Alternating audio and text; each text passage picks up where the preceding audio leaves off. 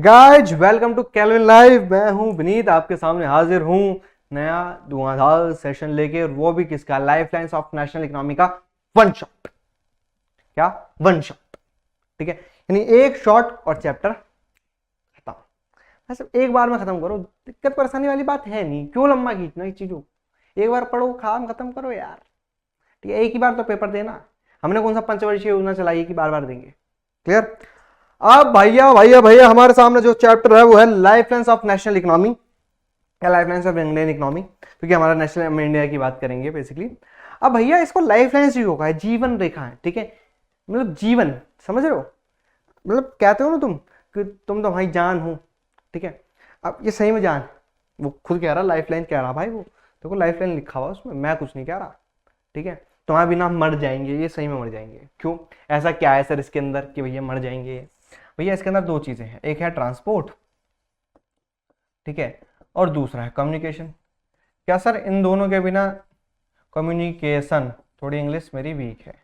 ठीक है, अब भैया आप कहोगे कि सर इसके बिना कोई भी देश की अर्थव्यवस्था खत्म हो जाती है? बिल्कुल हो जाती है। सर कैसे हो जाती है ये तो पढ़ाएंगे अब, लेकिन इससे पहले एक चीज समझो बेटा। अगर आपको रॉ मटेरियल इंडस्ट्री तक भेजना है, अगर आपको रॉ मटेरियल इंडस्ट्री तक भेजना, तो सीधी बात है क्या? आपको ट्रांसपोर्ट की जरूरत पड़ेगी। आपको क्या? बिल्कुल सर, ट्रांसपोर्ट की जरूरत पड़ेगी।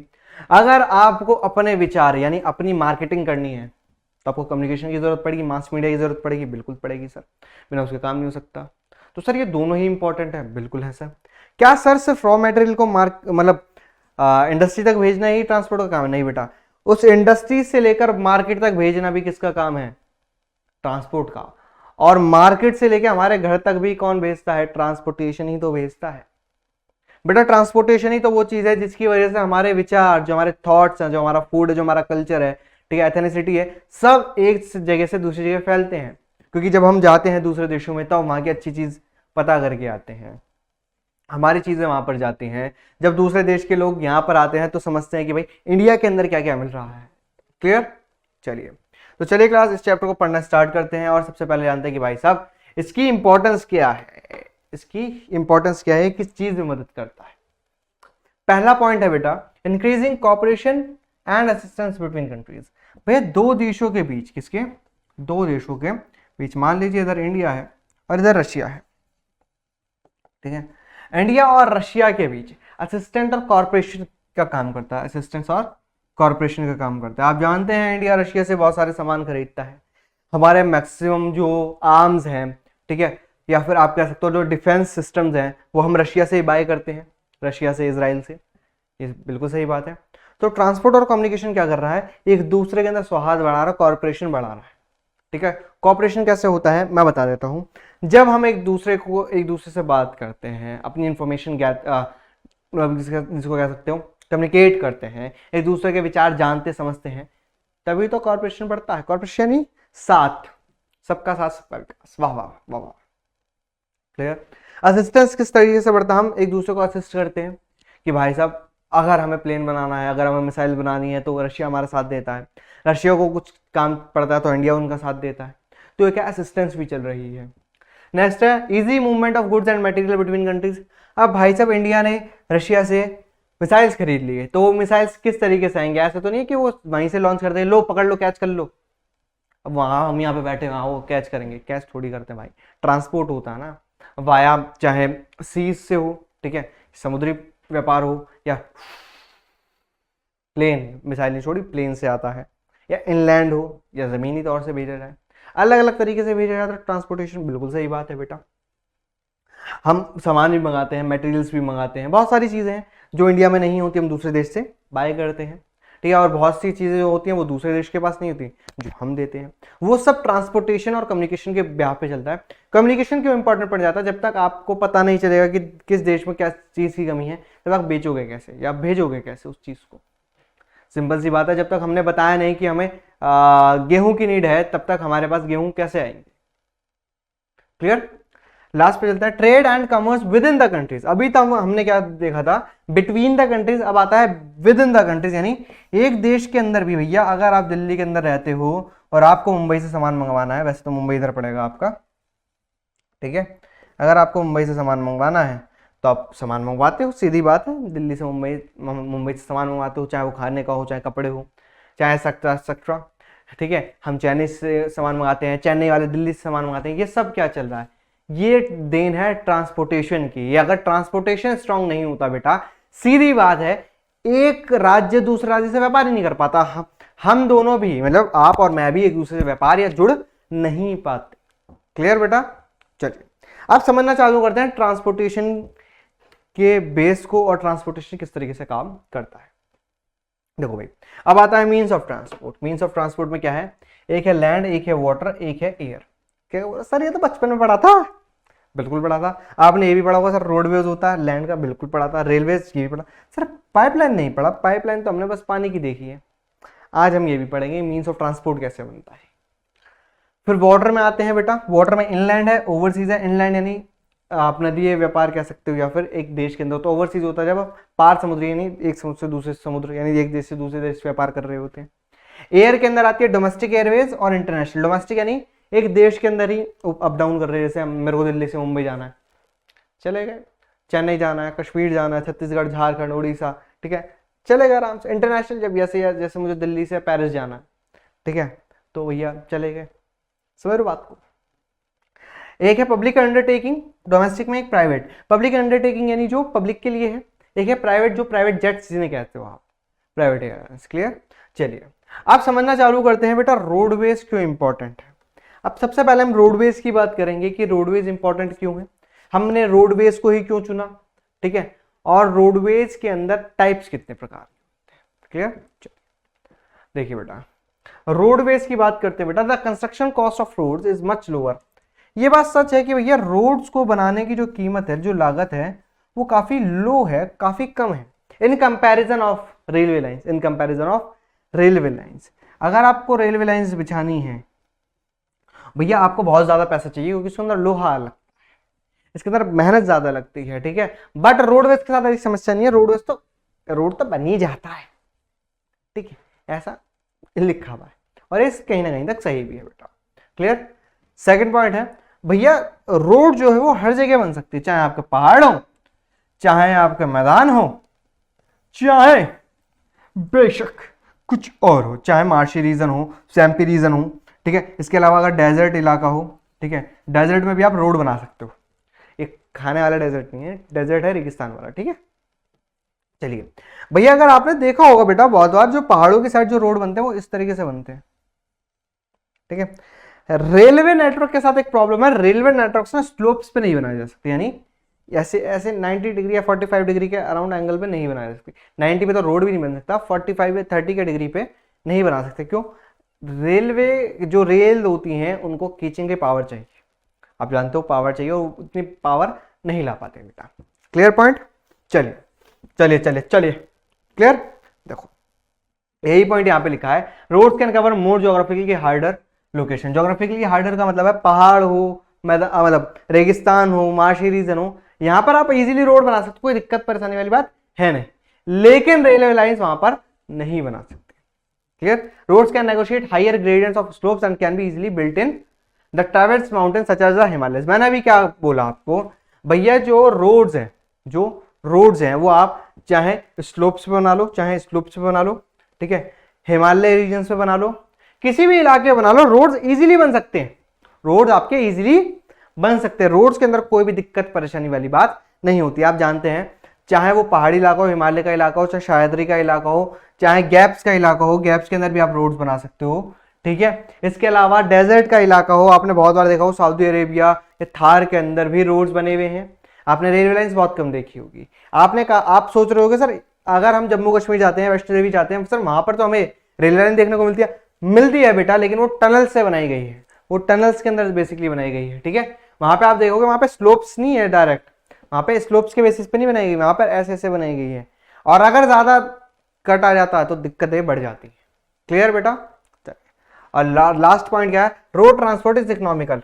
रोड ट्रांसपोर्ट तो बहुत इकोनॉमिकल होता है। अगर आपको कम दूरी, आप जानते हैं, अगर आपको शॉर्ट डिस्टेंस, अगर आपको शॉर्ट डिस्टेंस पे जाना है, आपको शॉर्ट डिस्टेंस पे जाना है, ठीक है, शॉर्ट डिस्टेंस के साथ अगर आपको बेटा मैं बता देता हूं, अगर शॉर्ट डिस्टेंस के साथ आपको क्या करना है, ये भी सुन लो, अगर आपके पास शॉर्ट लगेज है, या फिर शॉर्ट लगेज का मतलब है यहाँ पर आपके पास जिसको आप कह सकते हो, क्या कह सकते हो, कह सकते हो हल्का, लाइट वेट है। अगर आपके पास लाइट वेट है, ठीक है, अगर आपके पास लाइट वेट है तो आप जानते हो, आपके पास अगर लाइट वेट है तो आप रोड से जाना पसंद करोगे। जस्ट लाइक अगर मेरी मासी का घर 4 रोड दूर हो तो सिंपल सी बात है भाई, मैं आराम से पैदल चलना चाहूंगा, साइकिल से पहुंच जाऊंगा, रिक्शे से पहुंच जाऊंगा। ऐसे तो नहीं होगा ना मैं फोन करूंगा, hello helicopter helicopter helicopter, helicopter थोड़ी बुलाऊंगा भाई, ट्रेन बुला लूंगा, नहीं नहीं, मेरी मौसी घर के अंदर से लेके जाना है इसे। क्लियर? चलिए चलिए क्लास अब स्टार्ट करते हैं नेक्स्ट पे बेटा। अब आता है हमारे पास इसकी क्लासिफिकेशन। देखो, India has one of the largest road network. India के पास एक लार्जेस्ट रोड नेटवर्क है जो एग्रीगेट करता है अराउंड 56 लाख किलोमीटर को। 56 लाख किलोमीटर के पास हमारे पास रोड है। अच्छी बात है सर, बहुत अच्छी बात है, कांग्रेचुलेशन। ठीक है, अब देखो भाई क्लासीफाई कैसे करते हैं हम रोड्स को। हमने रोड को क्लासीफाई किया है गोल्डन क्वाड्रिलेटरल, फिर उसके बाद आता है नेशनल हाईवे, फिर स्टेट हाईवे आता है, फिर डिस्ट्रिक्ट रोड आता है, फिर अदर रोड्स आते हैं, फिर बॉर्डर रोड्स आते हैं। अलग अलग तरीके से हमने बांट रख दिया यार सर, हम तो बांट देंगे कैपेसिटी के आराम से, कैपेसिटी बहुत है सर हमारे पास, वो टेंशन वाली बात है नहीं वैसे। चले भाई, तो एक एक करके कैपेसिटी पढ़ना स्टार्ट करते हैं। सबसे पहले लेते हैं गोल्डन क्वाड्रिलेटरल को बेटा।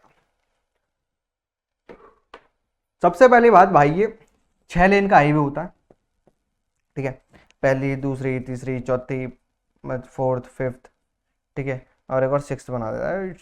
6 लेन का हाईवे, कितने 6 लेन्स के हाईवेज होते हैं, ये सुपर हाईवे हैं। और बेसिकली आप जानते हैं इसका नाम है क्वाड्रिलेटरल। क्वाड्रिलेटरल है, इसकी 4 भुजाएं होती हैं, ठीक है, इसकी 4 साइड्स होती हैं। देखो मैथ है ना मेरे पास, मैथ आती है मुझे, ठीक है भाई साहब।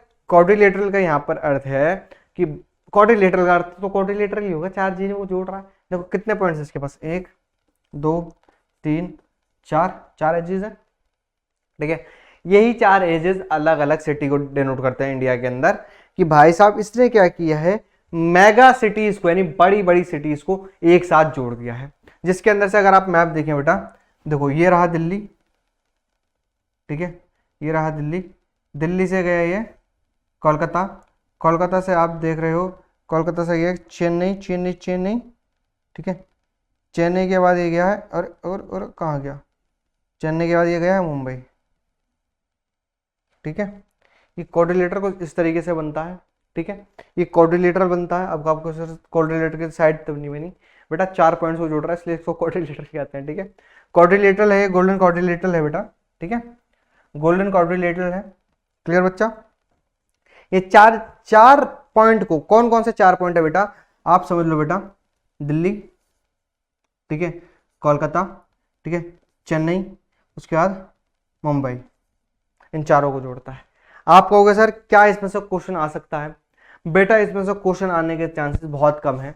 जितने भी आपने टाइप्स ऑफ रोड्स पढ़े, जितने भी आप टाइप्स ऑफ रोड्स पढ़ेंगे, जितने भी टाइप्स ऑफ रोड्स हैं, उसके अंदर से मुश्किल वो जो क्वेश्चन होगा वो 3 नंबर में आ सकता है, 5 नंबर में तो नहीं आ सकता।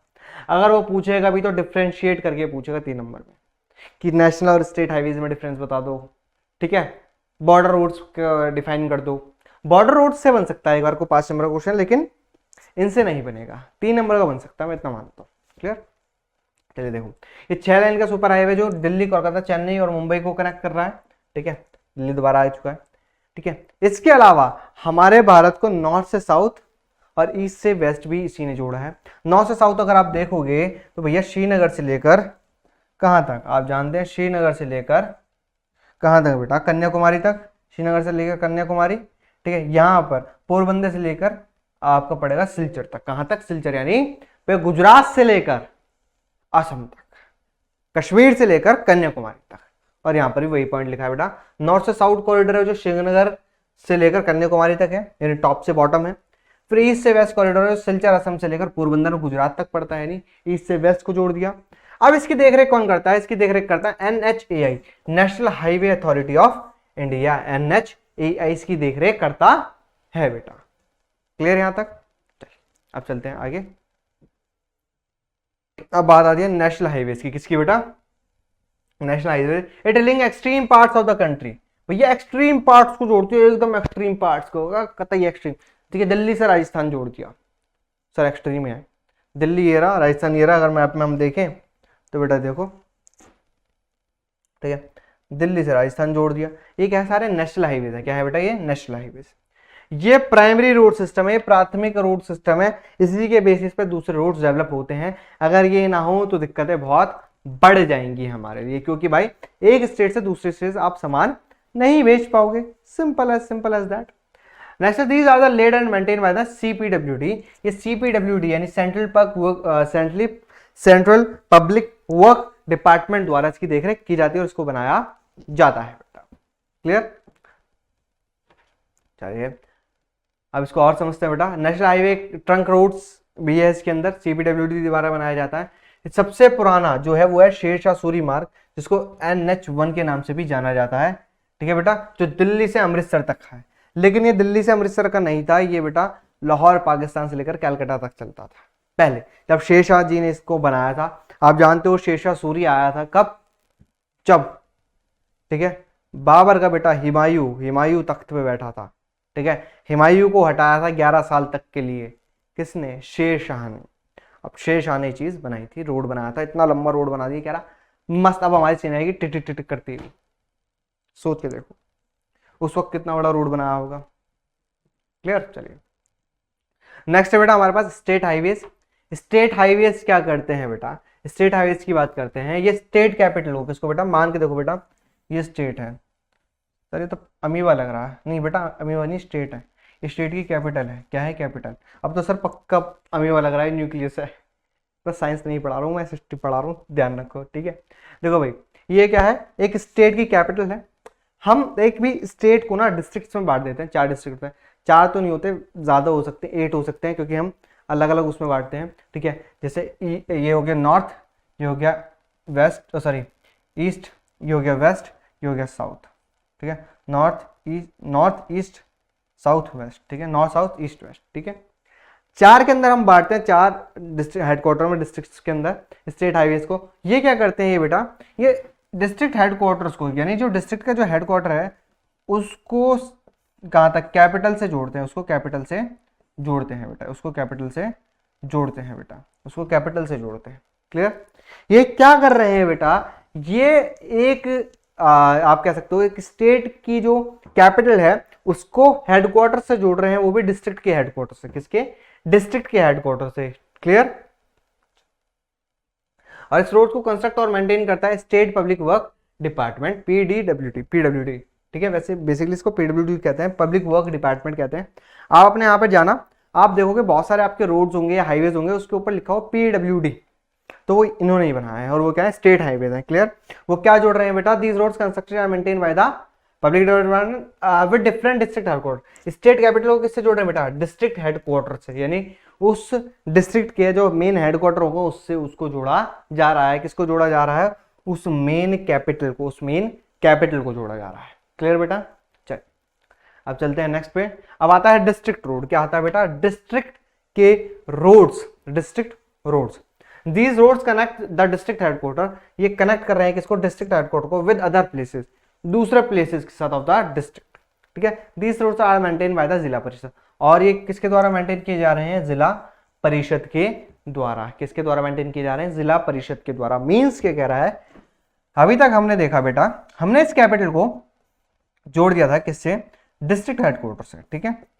अगर ये डिस्ट्रिक्ट हेडक्वार्टर, अब इसको अगर मैं बड़ा करके दिखाऊं तो इस डिस्ट्रिक्ट के अंदर, ठीक है, जो ये डिस्ट्रिक्ट का हेडक्वार्टर होगा, इसके अलग अलग जो इलाके होंगे, वो जो रोड उसको जोड़ रहे हैं वो क्या है, हमारे डिस्ट्रिक्ट रोड है। डिस्ट्रिक्ट रोड का मतलब भैया उस डिस्ट्रिक्ट के हेडक्वार्टर तक जितने भी रोड निकल रहे हैं, ठीक है, उसको हम कहते हैं क्या, डिस्ट्रिक्ट रोड्स। क्या कहते हैं, डिस्ट्रिक्ट रोड्स कहते हैं बेटा। क्लियर, चलिए नेक्स्ट पे चलते हैं बेटा। अब आता है अदर रोड्स, गांव के रोड है। देखो गांव मस्त आ रहा है यार, गांव के रोड चल रहे हैं। गांव के रोड्स क्या करते हैं बेटा, गांव के रोड जोड़ते हैं क्या भैया, गांव को शहर तक, गांव को शहर तक। इनका मेन मकसद है कि भैया 365 दिन, ठीक है, 12 महीने 365 दिन, ये उस गांव को एक शहर से, मेजर शहर से जोड़ कर रखे।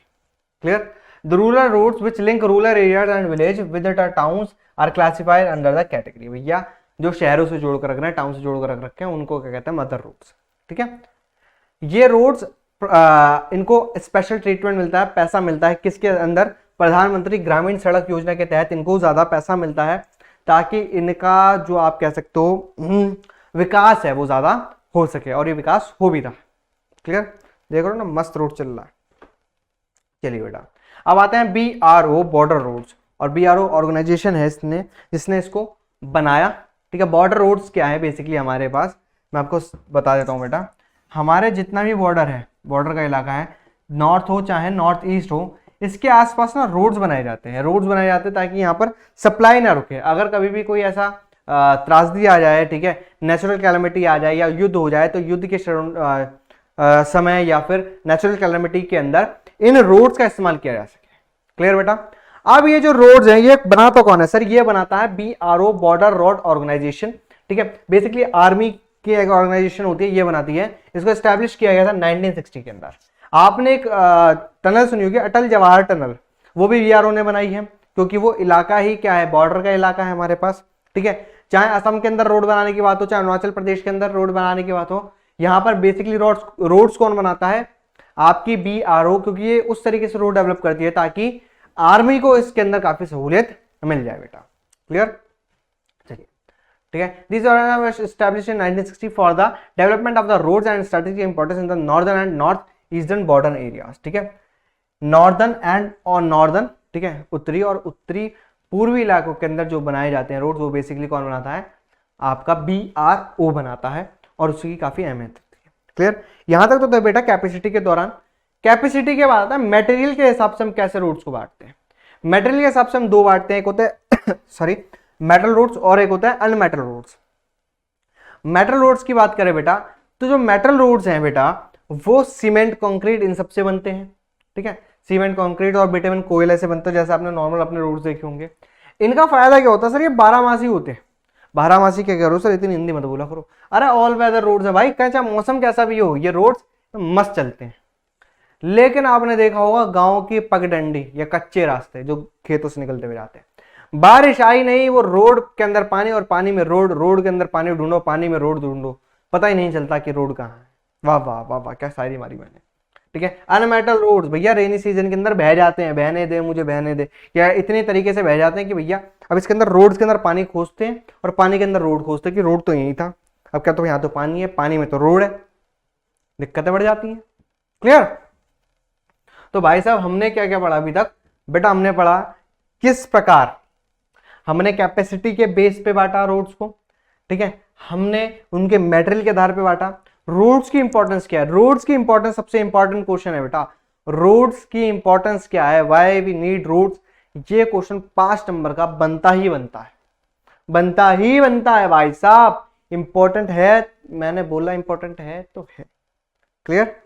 चलिए अब चलते हैं बेटा, हम आगे चलते हैं बेटा, और आगे आते हैं हमारे पास रेलवेज। तो ये चलिए शुरू करते हैं। क्लियर। चलिए, रेलवेज प्रिंसिपल मोड ट्रांसपोर्टेशन है। कैसा principal mode of transportation, principal यानी भैया आधारभूत है, इसके बिना काम नहीं हो सकता। अगर आप चाहे फ्लाइट की बात करें चाहे पैसेंजर की बात करें। क्यों, अरे यार आपको घूमने जाना हो, आपको वैष्णो देवी जाना है, अरे ट्रेन से चलते हैं, नानी के घर जाना है ट्रेन से चलते हैं, अरे सामान भेजना ट्रेन से भेज दो। ठीक है, अरे यार पानी में डूबने जाना है ट्रेन से चलते, ट्रेन से जाते हो आप। ठीक है, जैसे जब त्योहार आते हैं, दिवाली आती है, होली आती है, आपने देखा होगा ना, ट्रेन एकदम खचा खच भरी होती है। ठीक है, और सब लटक के जा रहे हैं।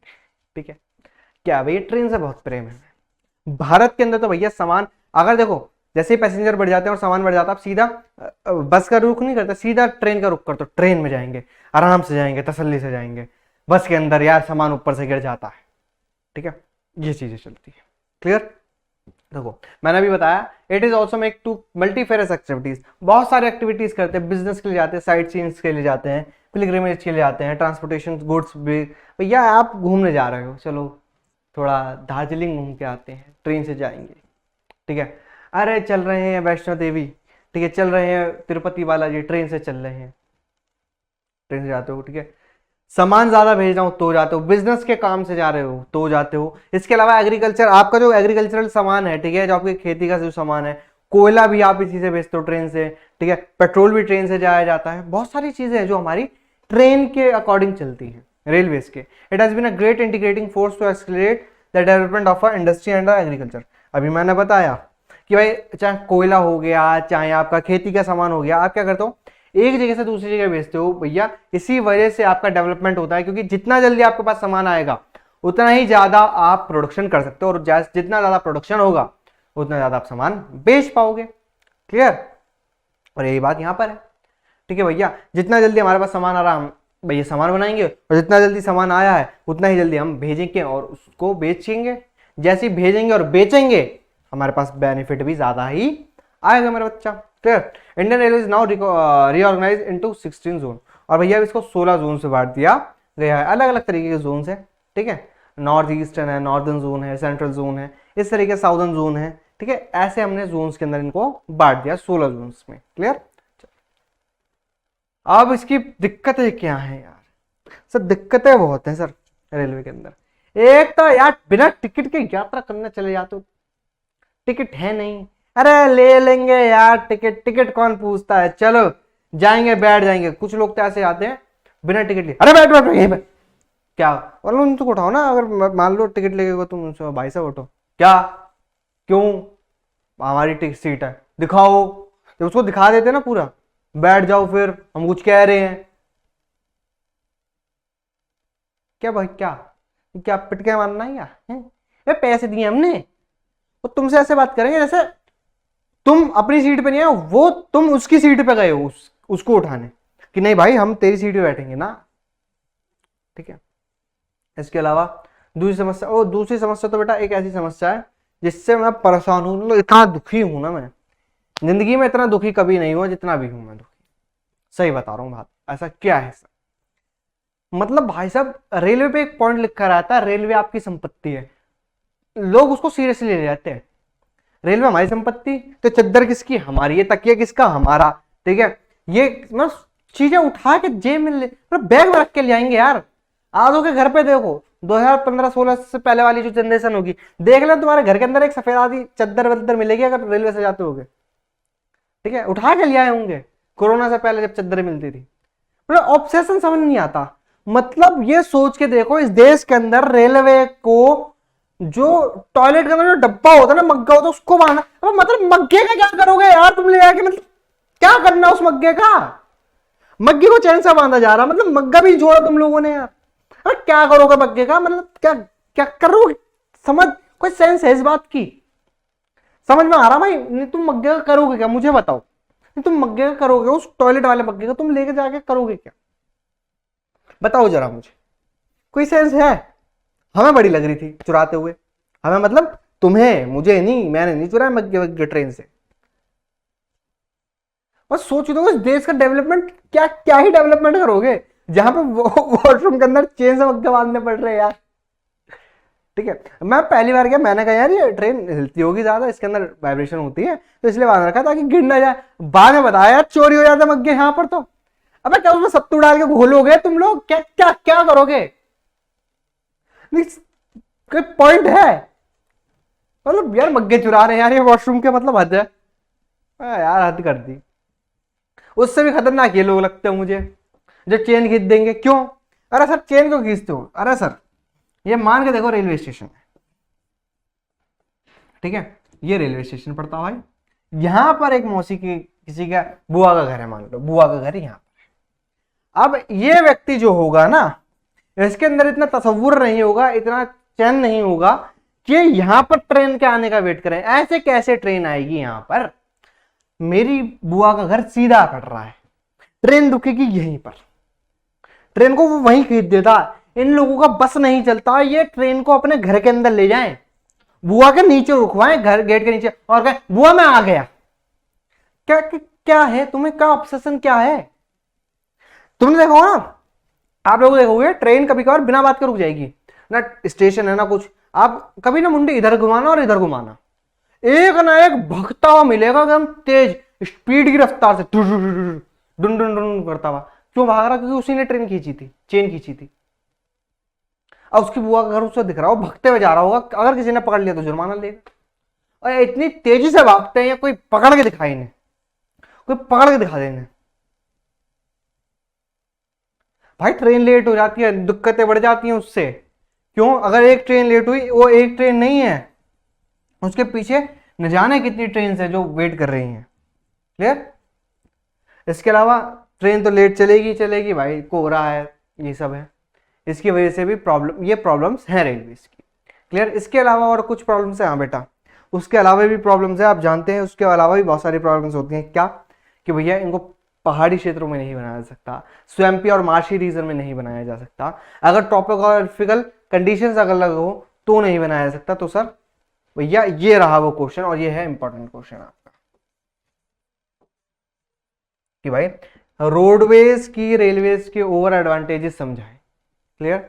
सबसे पहला, लो कॉस्ट ऑफ कंस्ट्रक्शन, जो रोड्स हैं उसकी कंस्ट्रक्शन में कम पैसा लगता है, रेलवे के अंदर पैसा ज्यादा लगता है। क्लियर? दूसरा, can be built on any type of terrain, कोई सा भी टेरान हो, ठीक है, कोई सी भी जोग्राफिकल कंडीशन हो, वहां पर आप रोड बना सकते हो। Next, less expensive for shorter distance and goods, भैया छोटी दूरी के लिए, ठीक है, जो रोडवेज हैं वो फायदेमंद है भैया, छोटी सी दूरी है, कम सामान है, तो बहुत अच्छा पॉइंट है, मतलब बहुत हम रोड से जाना पसंद करेंगे। नेक्स्ट है डोर स्टेप सर्विस, भैया डोर टू डोर सर्विस देता है रोड्स, ऐसा नहीं है आपके घर के नीचे ट्रेन आके रखती होगी, ट्रेन नहीं रुकती, आपके घर के नीचे आके रोड आता है। ठीक है? कभी आपने देखा आपने अमेजन से सामान ऑर्डर किया और आपके नीचे एकदम रेलवे आके रुकी, भाई साहब लो ट्रेन, मतलब लो पार्सल, आगे भी जाना है, क्या होता? आराम से बाइक वाला आता, आपको सामान देता और चला जाता है। ठीक है? आपके घर के नीचे वो नहीं है railway station. Clear? Connect other means of transport, भैया रोडवेज ही एक ऐसी चीज है जो दूसरे मीन्स ऑफ ट्रांसपोर्ट से कनेक्ट करता है। अगर आपको अपने घर से रेलवे स्टेशन जाना है, ठीक है, तो भी आपको रोड की जरूरत पड़ेगी। बिल्कुल, आपको रेलवे से एयरपोर्ट जाना है तो भी आपको रोड की जरूरत पड़ेगी। आप क्या तो सर रोड की जरूरत क्यों पड़ेगी? भैया ये तभी, अगर रोड की तभी जरूरत नहीं पड़ सकती अगर एकदम स्टेशन तुम्हारे छत के नीचे है, ठीक है, अपने छत से कूदे नीचे रेलवे स्टेशन पे, यहां से कूदे तुम एरोप्लेन पर, ये तभी हो सकता है। लेकिन अगर भैया ये, अगर आप कहते हो नहीं सर हमारे घर के नीचे रेलवे स्टेशन नहीं है, तो भैया आपको रोड की जरूरत पड़ेगी। क्लियर? चलिए अब चलते हैं आगे। चलिए अब बात करते हैं बेटा पाइपलाइंस की। किसकी बेटा? पाइपलाइन की, जो सीधे चली जा रही हैं पाइपलाइंस। पाइपलाइंस, पहले जो पाइपलाइंस थी बेटा वो यूज होती थी आपकी बेसिकली पानी के लिए, सीवर्स के लिए, ठीक है, इंडस्ट्रीज के लिए, पानी या सीवर्स के लिए इस्तेमाल होती थी। ठीक है? In the past these were used for water and cities for industries, वही पानी के लिए, सीवर्स के लिए पाइपलाइंस का इस्तेमाल होने लगा, पहले होता था। लेकिन अब हमने धीरे धीरे इसके अंदर से कच्चा तेल, पेट्रोलियम गैसेस, ठीक है, नेचुरल प्रोडक्ट्स, नेचुरल गैस, इन सबको भेजना स्टार्ट कर दिया है। अब ये किस लिए इस्तेमाल हो रही है? क्रूड ऑयल, कच्चा तेल, पेट्रोलियम प्रोडक्ट्स के लिए और नेचुरल गैस के लिए, जो ऑयल से निकाली जाती है। ठीक है? इन सबको भैया ऑयल्स के लिए हमने पाइपलाइन से भेजना स्टार्ट कर दिया है। क्यों? भाई सस्ता है, ठीक है, इसके अंदर देरी नहीं होती, ट्रांसपोर्टेशन कॉस्ट कम है, मतलब इसके अंदर देरी कम होती है। पाइपलाइंस को डालने की, यानी अगर आप पाइपलाइंस को सीधी बात है बेटा, अगर आप पाइपलाइंस को स्टैब्लिश कर रहे हो फ्रंट में, ठीक है, स्टैब्लिश कर रहे हैं आप, तो भैया लागत ज्यादा आती है, लेकिन इसको मेंटेन करने की कॉस्ट, ठीक है, मेंटेन करने की कॉस्ट काफी कम है। क्लियर? यानी लगाने में पैसा ज्यादा आता है, लेकिन इसको मेंटेन करने में खर्चा ज्यादा नहीं आता। क्लियर? चलिए हमारे पास तीन जो मेजर पाइपलाइंस हैं वो हैं। सबसे पहली है जो असम से कानपुर जाती है, ठीक है, ऊपरी असम से कानपुर जाती है, पहली पाइपलाइन है। ठीक है? दूसरे सलाया गुजरात से लेकर जालंधर तक की है। क्लियर? थर्ड है हजीरा गुजरात से लेकर जगदीशपुर उत्तर प्रदेश तक। ये तीन हमारे पास बेसिक पाइपलाइंस है जो हमने बना रखी है। क्लियर बेटा? नेक्स्ट पे चलते हैं बेटा। अब आता है वाटर ट्रांसपोर्ट। आप जानते हैं वाटर ट्रांसपोर्ट सबसे सस्ता ट्रांसपोर्टेशन है बेटा। वाटर ट्रांसपोर्ट सबसे सस्ता ट्रांसपोर्ट है, चीपेस्ट मोड है, सबसे सस्ता है, मोस्ट सूटेबल। भैया अगर ज्यादा सामान है, भारी सामान है, बहुत भारी सामान है, तो भैया आप क्या करो, पानी से भेज दो, पानी से भेज दो। आपने देखा होगा जो कार्गोज होते हैं, ठीक है, वो जाते हैं बड़े बड़े कंटेनर। आप कभी रेल से गए हो? छुछुक करते हुए, जब छुछुक करते हुए जाते हो, आपने देखा होगा आपके बगल से एक ट्रेन गुजरती होगी, गुड्स, ठीक है, गुड्स ट्रेन यानी मालगाड़ी, यहाँ से यूं जाती है करती हुई, उसके ऊपर देखो बहुत बड़े बड़े कंटेनर होते हैं। वो जो कंटेनर होते हैं वो क्या होते हैं? शिप से मंगाए जाते हैं। क्योंकि भैया रेलवे कितने कंटेनर्स लेके जा सकती है, 17, 18, 20, पता चलता शिप एक बार के अंदर 100, 50, 100, 150 कंटेनर्स लेके चल रहा साथ। दिक्कत ही नहीं, कोई परेशानी नहीं यार, ले लेंगे यार, झेल लेंगे इसे भी। क्लियर। इसके अलावा फ्यूल एफिशिएंट सॉरी और एनवायरमेंटल फ्रेंडली है, फ्यूल कम लगता है और एनवायरमेंटल फ्रेंडली भी है। फ्यूल क्यों, आप जानते हैं नदी या फिर समुद्र की भी अपनी एक धारा होती है, एक स्ट्रीम होती है, उससे भी इन सब चीज़ों को बहुत बल मिलता है और बहुत ज़्यादा फायदा होता है बेटा। लास्ट है बेटा foreign trade through ports and in India. भैया हम दूसरे देशों से जो व्यापार करते हैं वो पोर्ट्स के अकॉर्डिंग करते हैं, क्योंकि आप जानते हैं इंडिया का जो निचला इलाका है, इंडिया का जो निचला इलाका है, ठीक है, ये गुजरात से वाला ये वाला इलाका, यहाँ पर बहुत सारे पोर्ट्स है हमारे पास।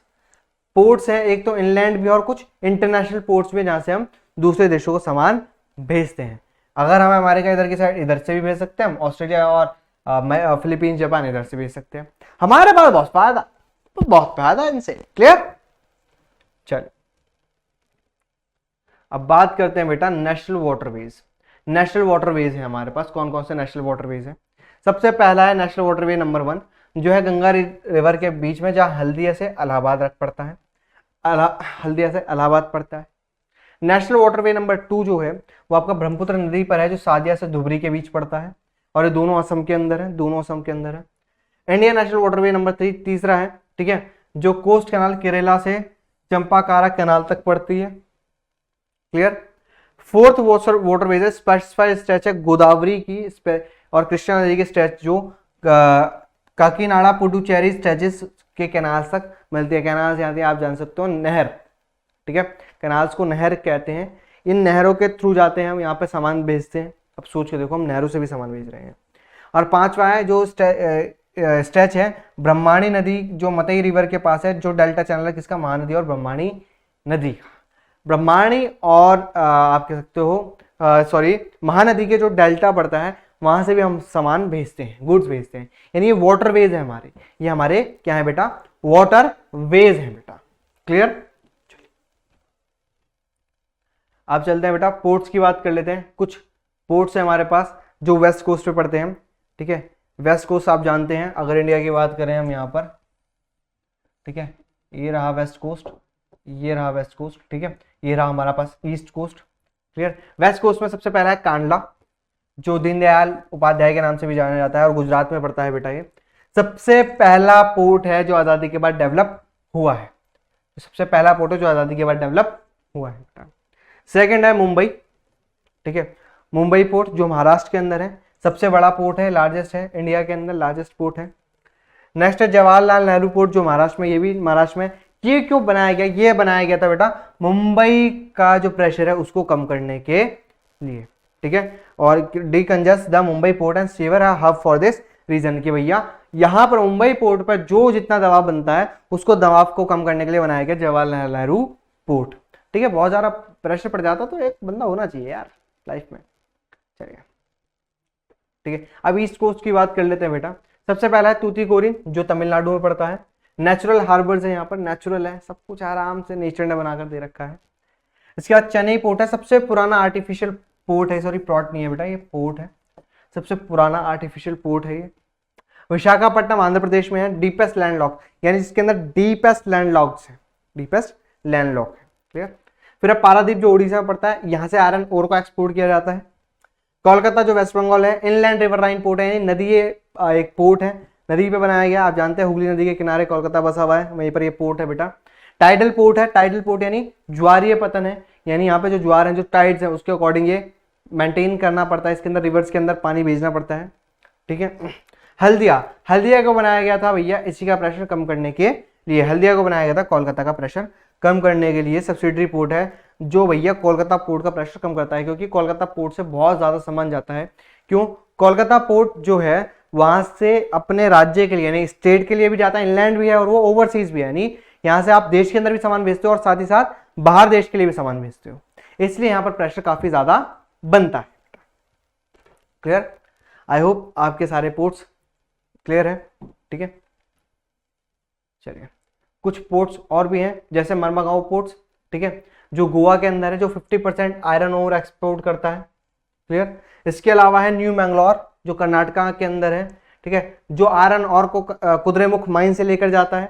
और लास्ट है बेटा कोच्चि, जो केरला के अंदर है, जो एंट्रेंस है लगून विद नेचुरल हार्बर, जहां पर नेचुरल हार्बर पड़ते।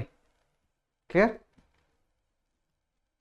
चलिए बेटा, अब बात आती है एयरवेज की, हवाई जहाज की।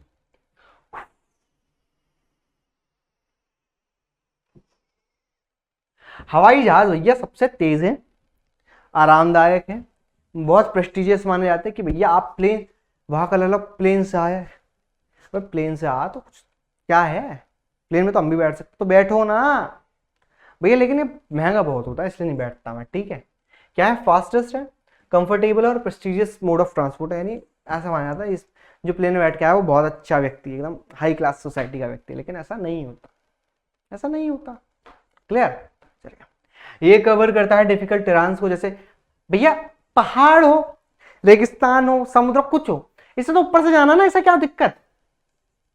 हमारे यहाँ पर सबसे हाईएस्ट माउंटेन है माउंट एवरेस्ट, 8,848 मीटर के तहत, 8,848 या ऐसी कुछ है, समथिंग है। ठीक है, अब एक बात बताओ, ये टोटल पड़ा 8 किलोमीटर भैया, 8 किलोमीटर। अब प्लेन तो उड़ते 15-20 किलोमीटर पे है, उन्हें क्या मतलब नीचे से कुछ भी जाए, हम तो ऊपर मस्त निकल के ले जाएंगे बस। हाँ, अगर मौसम खराब है तो दिक्कत है, अगर मौसम सही है तो इसे क्या मतलब, नीचे से समुद्र है चाहे नीचे वोल्केनो है, इससे कोई मतलब ही नहीं, हम तो ऊपर से जा रहे हैं भाई, कोई दिक्कत परेशानी वाली बात नहीं है, मुझे आराम से जाएंगे। चाहे पहाड़ हो, चाहे चाहे फटा पड़ा हो, मतलब पहाड़ पहाड़ के अंदर से दरारें आ रही हो, क्या मतलब, क्या मतलब, हमें कोई दिक्कत नहीं, हम ऊपर छुट जाएंगे।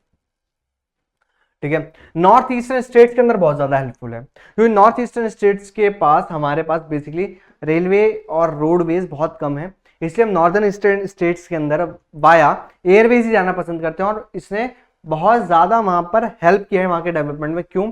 क्योंकि एक तो वहां पे जंगल का इलाका है, मार्शी रीजन है और स्वैम्पी रीजन है, वहां पर फॉरेस्ट है, मार्शी और स्वैम्पी नहीं, दलदली इलाका है, दलदली इलाके के में ना तो इतना जल्दी रोड बन सकते हैं, ना ही रेलवे तो बन ही नहीं सकता, रोडवे भी बनाने के लिए तो आपको ठोस करना पड़ेगा, लेकिन बारिश इतनी आती है वहां पर कि आप रोड्स भी नहीं बना सकते, तो एयरवेज ही है जो वहां पर इजीली पहुंच सकता है। क्लियर?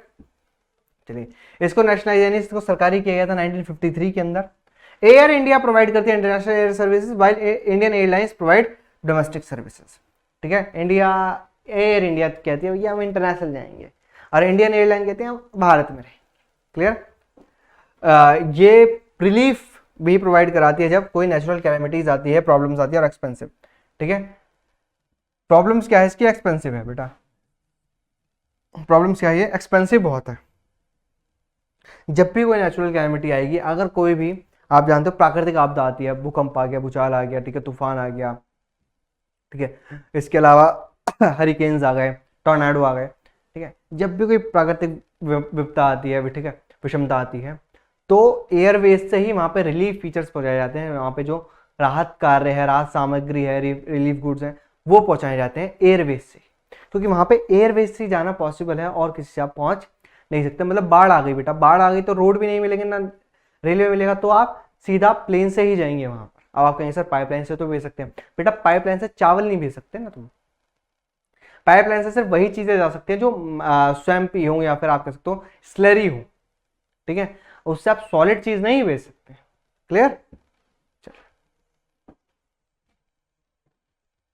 देखो भाई, ये है हमारे सी पोर्ट्स भी यहाँ पर है और एयरपोर्ट्स भी यहाँ पर है। देखो आप यहाँ से स्टार्ट करते, देखो कांडला ये रहा गुजरात के अंदर, ठीक है, जवाहरलाल नेहरू पोर्ट ये रहा, मुंबई पोर्ट ये रहा, और छत्रपति शिवाजी का एयरपोर्ट ये, ठीक है। मरमागांव आपको गोवा में पड़ रहा है, न्यू मैंगलोर आपका कर्नाटक में पड़ रहा है, ठीक है, कोच्चि आपका केरला में है, ठीक है, तिरुवनंतपुरम नेदी बचरी जो भी ये मतलब एयरपोर्ट है, नाम अजीब सा है, तूतीकोरिन आपको तमिलनाडु में, चेन्नई भी तमिलनाडु में है, ठीक है। चेन्नई और तूतीकोरिन देखो आपस में तमिलनाडु में कहाँ कहाँ पड़ रहे हैं। इसके बाद विशाखापट्टनम है, ठीक है, हैदराबाद ये रहा आपका आंध्र प्रदेश।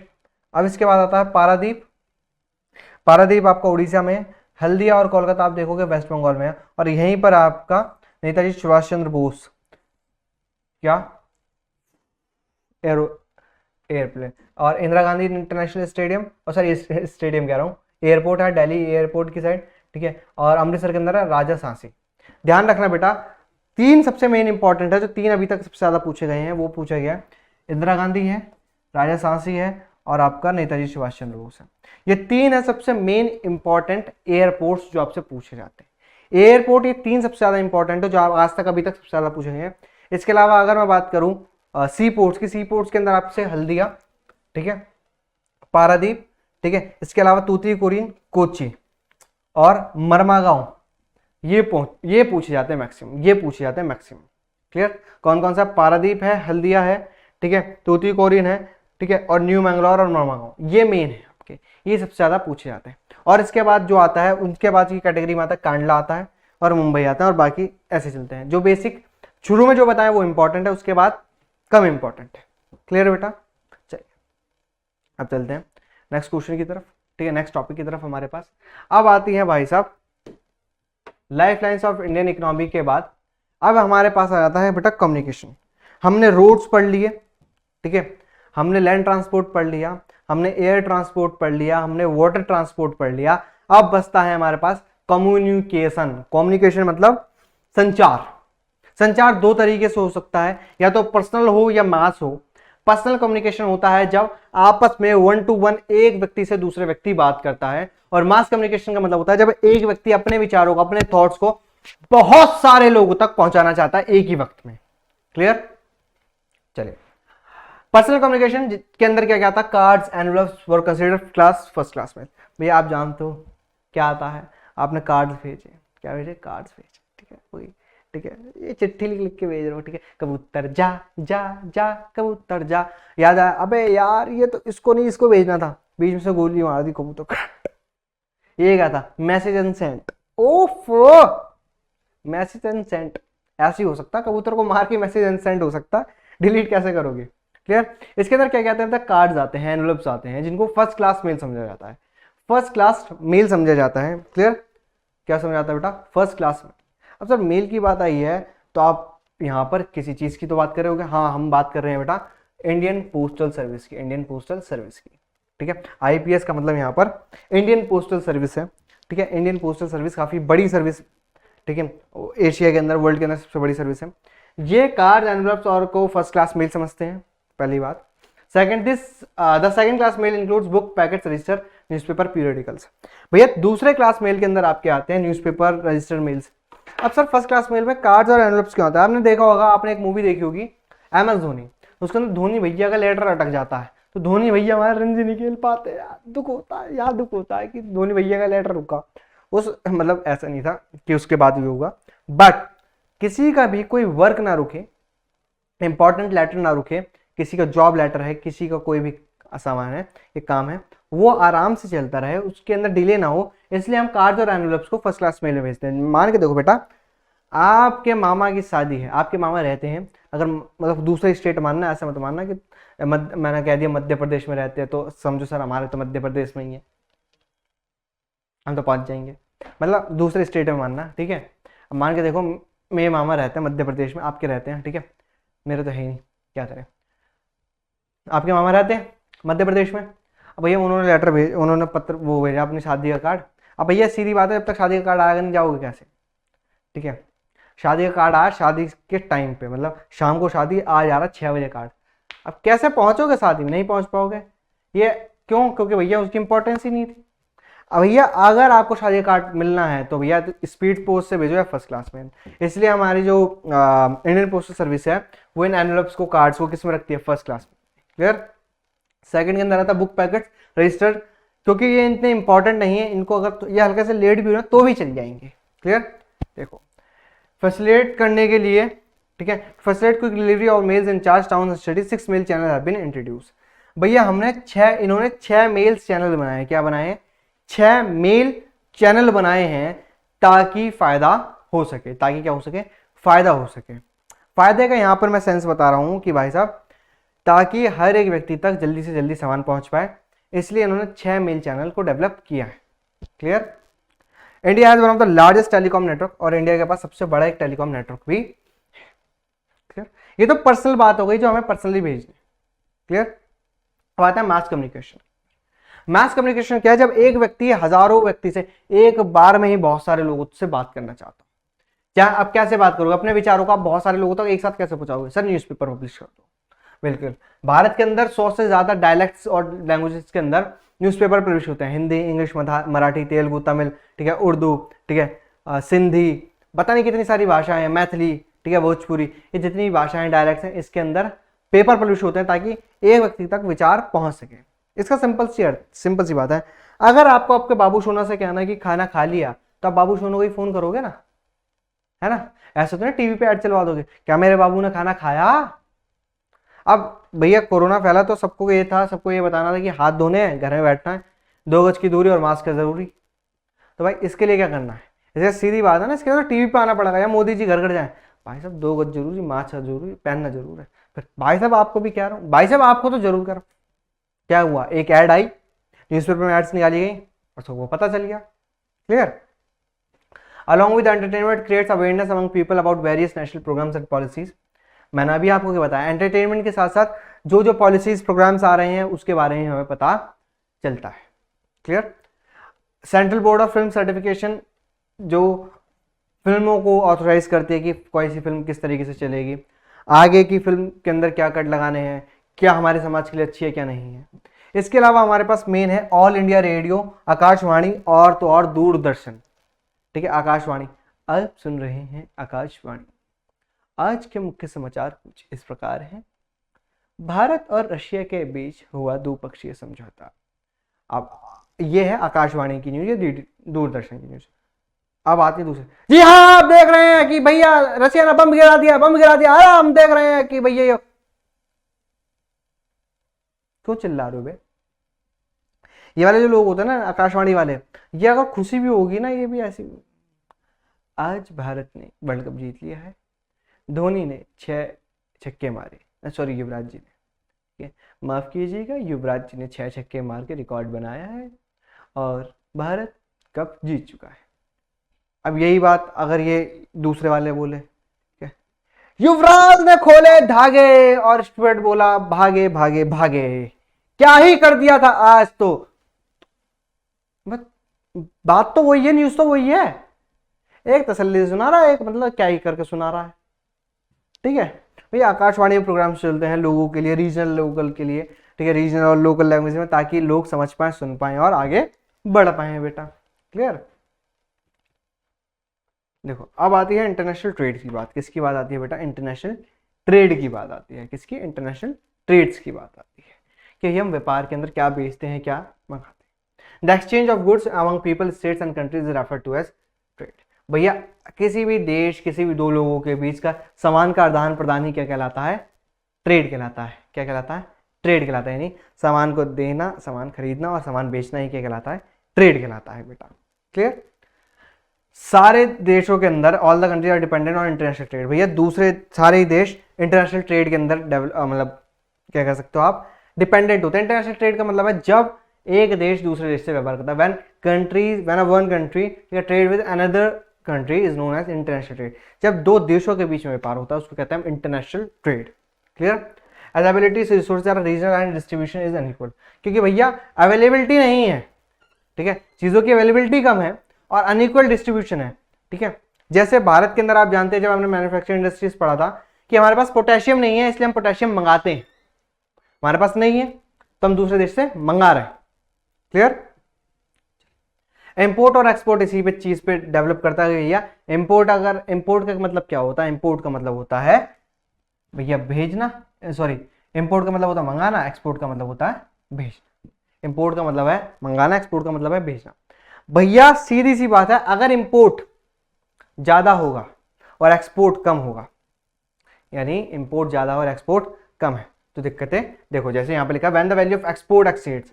भैया अगर एक्सपोर्ट बढ़ जाता है और इंपोर्ट कम हो जाता है, of import is called favourable balance trade. यानी भैया आप सामान मंगा कम रहे हो और भेज ज्यादा रहे हो, यानी आप सामान मंगा कम रहे हो और भेज ज्यादा रहे हो, तो अच्छी बात है। मतलब आप मंगाया कम है और बेच ज्यादा रहे हो, पैसा ज्यादा आपके पास कमा रहे हो। लेकिन अगर आपकी इंपोर्ट की वैल्यू बढ़ जाती है, आपने सामान ज्यादा बेचा है, सॉरी सामान कम बेचा है और मंगाया बहुत ज्यादा है, सीधी बात है भैया, आप ना आपने फेवरेबल बैलेंस ट्रेड नहीं किया, आप नुकसान में हो। सर ये बात कैसे पता चलेगी? मतलब सीधी बात है बेटा, आप सामान बेच नहीं रहे, मंगा ज्यादा रहे हो। मतलब मैंने आपको 1 लाख रुपए दिए, आपसे कहा बिजनेस करो, आपने कहा भाई सामान मंगाया जा रहा हूँ 10,000 का, 20,000 का, 30,000 का, आपने 1 लाख का सामान मंगा लिया लेकिन बेचा सिर्फ 5,000 का, आपको सर नुकसान हो रहा है। क्यों? क्योंकि सर हमने सामान मंगा लिया लेकिन बिक नहीं रहा, नुकसान है।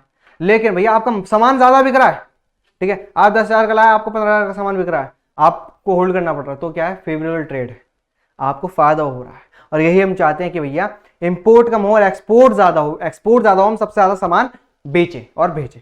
क्लियर? देखो इंटरनेशनल ट्रेड और लोकल ट्रेड के अंदर जब दो देशों के बीच व्यापार हो उसको इंटरनेशनल ट्रेड कहते हैं। जब विलेज टाउन्स और एक कंट्री के बीच के अंदर ही अंदर ट्रेड होता है उसको लोकल ट्रेड कहते हैं। इंटरनेशनल ट्रेड लार्ज स्केल पे होता है, बहुत बड़े स्केल पे होता है, और लोकल ट्रेड स्मॉल स्केल पे होता है, छोटे स्केल पे होता है। इंटरनेशनल ट्रेड फॉरेन करेंसी का एक्सचेंज है कि भैया विदेशी मुद्रा का एक्सचेंज करें, ठीक है। लोकल ट्रेड के अंदर उसी करेंसी के अंदर, यानी भारत के अंदर तो रुपया बदलेगा, लेकिन अगर हम अमेरिका से बात कर रहे हैं, अमेरिका से आप ट्रेड चल रहे हैं, रशिया के साथ ट्रेड कर रहा है, तो डॉलर, रूबल ये सब मिलेगा। Clear? Fulfil the need of the whole country, भैया पूरे देश की जरूरत पूरी करता है लेकिन एक पर्टिकुलर क्षेत्र की जरूरत पूरी करता है। अगर आपके यहाँ पर बाजार लगा है तो भैया आपके एरिया की तो जरूरत पूरी कर रहा है या पूरे मोहल्ले की करेगा? आपको वैसे पूरे मोहल्ले की नहीं करेगा, उसी इलाके की करेगा। Clear? Transportation and communication are supplementary to each other. Oh my god, important question है कि जो ट्रांसपोर्ट और कम्युनिकेशन वो सप्लीमेंट्री कैसे एक दूसरे के। Efficiency transportation and communication converted the world into a global village. भैया ट्रांसपोर्टेशन और कम्युनिकेशन के अंदर इससे हमारा जो देश है ग्लोबल विलेज बन चुका है। आप कहीं से भी सामान मंगा सकते हैं, किसी को इन्फॉर्मेशन ले सकते हैं, किसी से भी इन्फॉर्मेशन दे सकते हैं। अगर आज के टाइम पे कहीं पर भी कुछ भी हो जाता तो आपको 1 मिनट के अंदर आपको इन्फॉर्मेशन मिल जाती है। आपको सामान बेचना खरीदना है तो भी आपको ज्यादा समय नहीं लगता। अगर ट्रांसपोर्टेशन नहीं होता, कम्युनिकेशन नहीं होता तो ये चीज कभी पता नहीं चलती। अगर मान लो कम्युनिकेशन ना होता तो हमें कैसे पता चलता कि दूसरे देश ने वायरस की दवाई बना ली, उसको पता चलता तो भैया टाइम लग जाता, बहुत टाइम लगता। क्लियर? आज आपको अपना प्रोजेक्ट बनाना होता है स्कूल का, आप सीधा एक एंटर मारते हो और मिल जाता है आपको। ठीक है, सीधी बात है, गूगल बाबा जिंदाबाद। इसके अलावा connection of local and foreign trade accelerated the development of a economy of the world. भैया फॉरेन ट्रेड्स हो गए, लोकल ट्रेड्स हो गए, इन्होंने दूसरे देशों के व्यापार बढ़ाए हैं। ग्लोबलाइजेशन के अंदर हमने जाना समझा था बेटा कि भाई साहब किस प्रकार जब ये ग्लोबल विलेज बन गया तो जो लोकल मार्केट है उसको एक ग्लोबल मार्केट मिल गई। जो लोकल का जो सामान था वो ग्लोबल मार्केट में बिक रहा है, और ग्लोबल मार्केट को जो था, ग्लोबल सामान को भी एक पर्टिकुलर रीजन के अंदर आप कह सकते हो जो लोग थे, जो कस्टमर थे, वो मिल गए। क्लियर? नेक्स्ट है बेटा, life of the people become more comfortable. अब लोगों की जिंदगी और आसान हो गई है। पहले कहाँ एक ही चीज पर गुजारा करना पड़ता था, अब उसी पैसे के अंदर बहुत सारी चीजें आपको मिलना स्टार्ट हो चुकी। अब ये टूरिज्म ट्रेड कैसे बनता है, टूरिज्म ट्रेड कैसे बनता है ये जानते हैं बेटा। भैया बहुत सारे 15 मिलियन से ज्यादा लोग भैया टूरिज्म इंडस्ट्री से जुड़े हुए हैं। मान के देखो बेटा, अमेरिका से कोई व्यक्ति इंडिया आया या रशिया से कोई व्यक्ति इंडिया आया, अब इंडिया में आएगा तो देखो सबसे पहले आएगा तो उसको होटल चाहिए रहने के लिए, तो होटल वालों को रोजगार मिला, बिल्कुल मिला। सर खाने के लिए रेस्टोरेंट चाहिए तो रेस्टोरेंट वालों को रोजगार मिला, बिल्कुल मिला। घूमने के लिए गाड़ी चाहिए तो गाड़ी वालों को रोजगार मिला, बिल्कुल मिला। फिर गाइड भी चाहिए, सर गाइडों को भी रोजगार मिला। वो सामान भी खरीदेंगे तो जो एक पर्टिकुलर जो मार्केट है उसको भी रोजगार मिला। तो यानी एम्प्लॉयमेंट जनरेट हो रहा है, आपकी कल्चर एथनिसिटी बढ़ रही है, आपके पास फॉरेन एक्सचेंज बढ़ रहा है। ठीक है, इतनी सारी चीजें बढ़ रही हैं। क्लियर? डायरेक्टली और इनडायरेक्टली इससे 15 सवा करोड़ या 1.5 करोड़ लोग इससे जुड़े हुए हैं। ये प्रमोट करता है नेशनल इंटीग्रेशन, ठीक है, राष्ट्रीय एकीकृत की भावना, और सपोर्ट करता है लोकल हैंडीक्राफ्ट और कल्चरल परस्यू को, ठीक है, परस्यू करता है। ठीक है, यानी आगे तक ले जाता है। आज अमेरिका के अंदर सूट साड़ियां पहन रहे हैं लोग, ठीक है, क्यों? भैया इंडिया का कल्चर क्या, अगर वो इंडिया में नहीं आता कैसे पता चलता? इंडिया के अंदर अब जीन्स स्टार्ट हो गई, क्यों? कल्चर का आदान प्रदान किया जा रहा है। क्लियर? हमारा डेवलपमेंट में हेल्प करता है international understanding about our culture and heritage. हमें पता चलता है कि हमारी हेरिटेज क्या है। क्यों?